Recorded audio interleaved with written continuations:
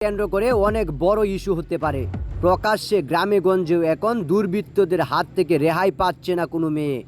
আপনার বোন যদি কোনো কলেজে পড়ে কিংবা কলেজ থেকে বাসায় আসার সময় এমন দুর্বৃত্তকারীর কবলে পড়ে যায়, তাহলে সেখান থেকে উদ্ধারের চিন্তা ভাবনা বাদ দিবেন না। আশেপাশে অনেক মানুষ থাকা সত্ত্বেও যেখানে তাদেরকে ভয়ে কেউ কোনো কিছু বলতে পারে না। কোন নেতা কিংবা কার ভরসায় এমন করে রাস্তাঘাটে এমন মেয়েদের উত্তপ্ত করার ঘটনা এখন অহরহই দেখা যায়। প্রকাশ্যে একটা মেয়ে থেকে সব কিছু ছিনিয়ে নেওয়ার ঘটনায় এখন পুরো এলাকাতে চাঞ্চল্যের সৃষ্টি করেছে।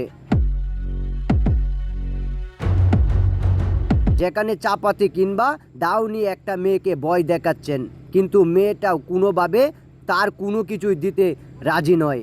আসলে মেয়েরা নিজেকে সেভ করার চেষ্টা করে কিন্তু পারে না। পরিশেষে সব কিছুর পর যখন তার বড় ভাইকে কল দেয়, তার বড় ভাই এসে তাকে বাঁচানোর চেষ্টা করে, আর তখনই ঘটে এমন ঘটনা। আসলে এমন ঘটনা থেকে আমাদের শিক্ষা নেওয়া প্রয়োজন। এইসব ঘটনা এখন আমাদের আশেপাশে ঘটে যাচ্ছে, যেখানে মেয়েরা নিজেদেরকে সেভ করতে ব্যস্ত। নারী পুরুষের সমান অধিকার থাকলেও পুরুষের সাথে কোনো নারী পেরে উঠবে না। কিন্তু যদি কোনোভাবে সেটা আটকাতে চেষ্টা করবে কিনা, যদি কোনোভাবে সে নিজেকে আটকাতে চেষ্টা করে কিংবা রক্ষা করতে চেষ্টা করে, তবে সেটাই হতে পারে প্রতিবাদ। হয়তোবা এমন ঘটনা আপনার আশেপাশে অনেক ঘটেছে, আর পাশেই দাঁড়িয়ে আছেন একজন, সে সব কিছু দেখার পরও একটু এগিয়ে আসলেন না। তাহলে বিষয়টা এখানেই সমাপ্তি হতে পারতো না। লোকটি দাঁড়িয়ে না থেকে অবশ্যই সামনে এসে প্রতিবাদ করতে পারতেন, কিন্তু তাদের ভয়ে কোনো কিছুই যেন বলা হচ্ছে না এখন।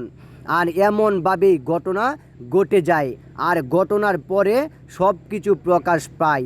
আসলে একটি ঘটনা সারা জীবনের জন্য কাল হয়ে যেতে পারে।